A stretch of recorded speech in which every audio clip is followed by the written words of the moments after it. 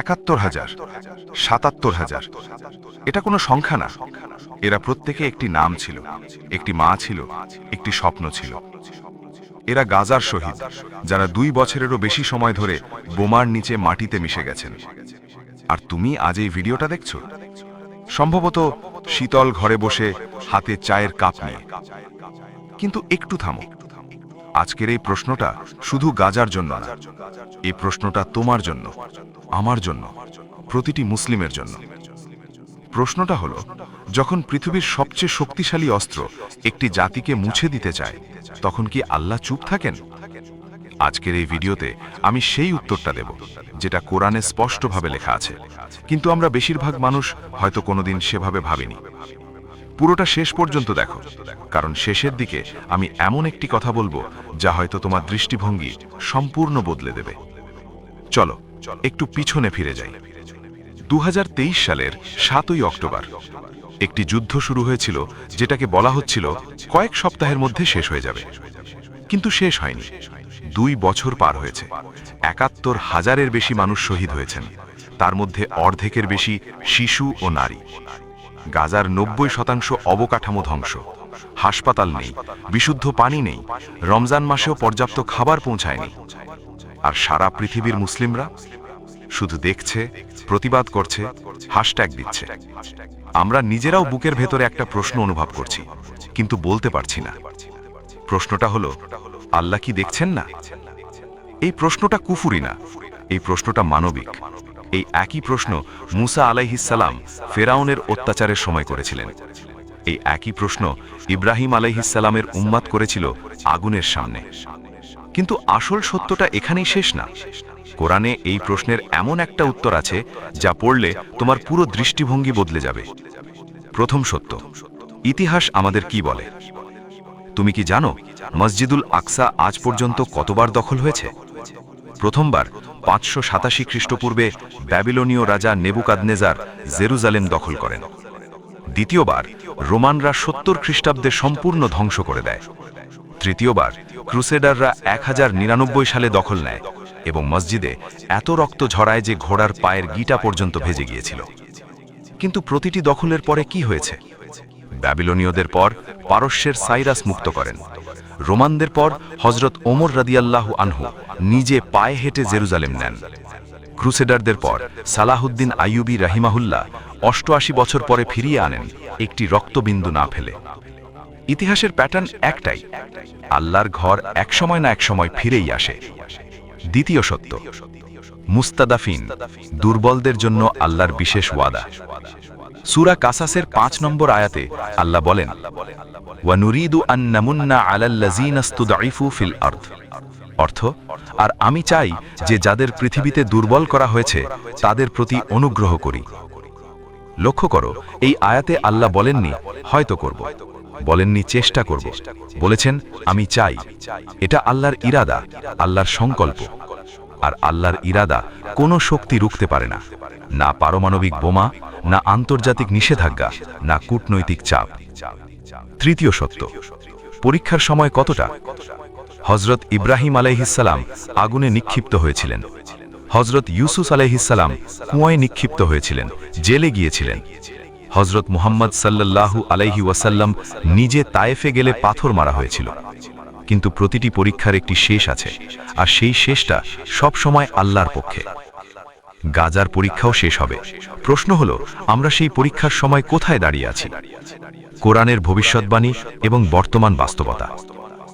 সূরা ইসরার ৪ নম্বর আয়াতে আল্লাহ বলেছেন, ওয়াকাদাইনা ইলা বানি ইসরাঈলা ফিল কিতাবি লাতুফসিদুন্না ফিল আরদি মাররাতাইন। অর্থ, আমি বানি ইসরাইলকে কিতাবে জানিয়ে দিয়েছিলাম যে তোমরা পৃথিবীতে ২ বার ফাসাদ করবে। আলেমরা বলেন, এই দুটি ফাসাদের বর্ণনা কোরআনে দেওয়া হয়েছে। প্রথমটি ইতিমধ্যে ইতিহাসে ঘটে গেছে, দ্বিতীয়টি নিয়ে মতভেদ আছে। কেউ বলেন এটি এখনই চলছে। কিন্তু আয়াতটা এখানেই শেষ না।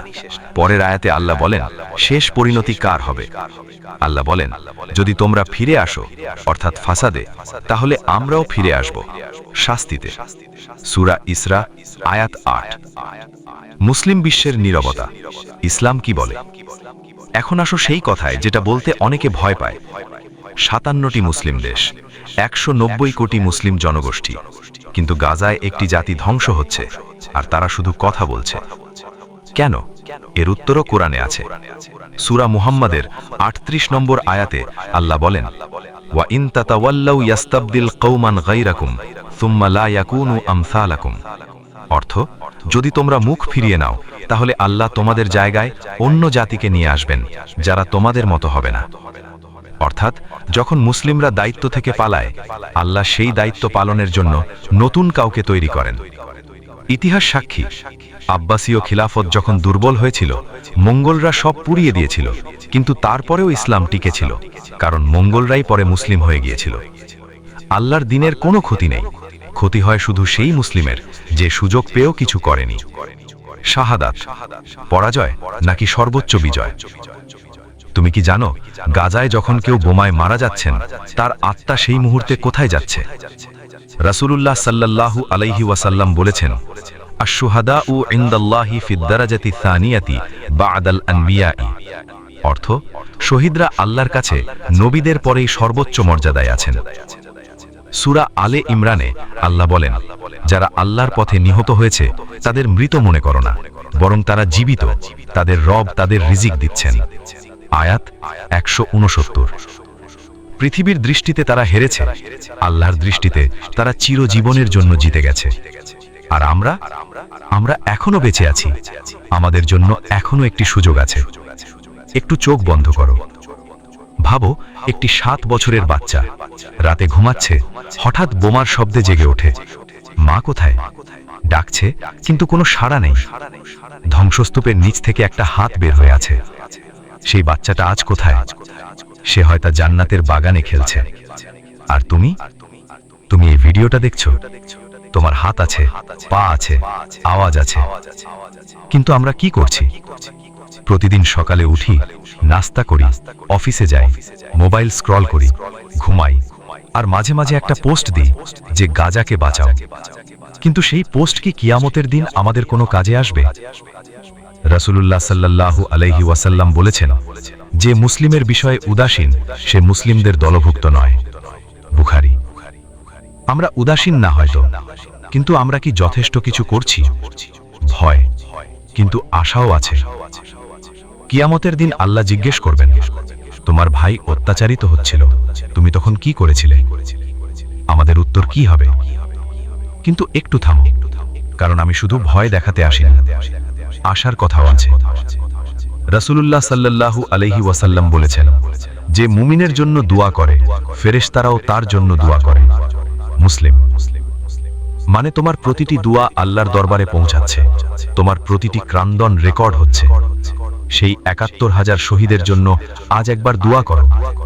এটুকু করাও কম না, যদি আন্তরিকতা থাকে। তো আমাদের প্রশ্নের উত্তরে ফিরে আসি। গাজার মুসলিমরা কি পরাজিত? না, পরাজিত তারা না যারা আল্লাহর পথে শহীদ হয়ে জান্নাতে চলে গেছেন।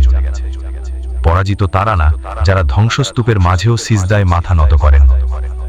পরাজিত হয়তো সে যে সুরক্ষিত ঘরে বসে চুপ ছিল, যার হাতে সুযোগ ছিল কিন্তু করেনি। কোরআন বলেছে, ইন্নাল্লাহা লা ইউগাইয়িরু মা বিকওমিন হাত্তা ইউগাইয়িরু মা বিআনফুসিহিম। অর্থ, আল্লাহ কোনো জাতির অবস্থা পরিবর্তন করেন না যতক্ষণ না তারা নিজেরা নিজেদের পরিবর্তন করে। গাজার পরিবর্তন তখনই আসবে যখন আমরা নিজেরা পরিবর্তন হব, যখন আমাদের নামাজ শুধু রুটিন না হয়ে দোয়া হবে, যখন আমাদের ক্রান্দন শুধু ক্যামেরার সামনে না থেকে আল্লাহর সামনে হবে, যখন আমাদের সিজদা শুধু ফরজ না হয়ে ভালোবাসা হবে। গাজা পরাজিত হয়নি, গাজা আমাদের পরীক্ষা করছে। প্রশ্ন হলো, আমরা সেই পরীক্ষায় উত্তীর্ণ হচ্ছি? আজকের ভিডিওটা এখানেই শেষ। যদি এই কথাগুলো তোমার মনে একটুও দাগ কেটে থাকে, তাহলে আজ রাতে ঘুমানোর আগে গাজার মানুষদের জন্য একটি আন্তরিক দোয়া করো। ভিডিওটি শেয়ার করো, কারণ এই কথাগুলো যত বেশি মানুষ শুনবে, তত বেশি দোয়া হবে। এবং কমেন্টে একটাই কথা লিখো, আমি গাজার জন্য দোয়া করলাম। আল্লাহ আমাদের গাফেলদের মধ্যে গণনা না করুন। আমিন। আসসালামু আলাইকুম ওয়া রাহমাতুল্লাহি ওয়া বারাকাতুহু।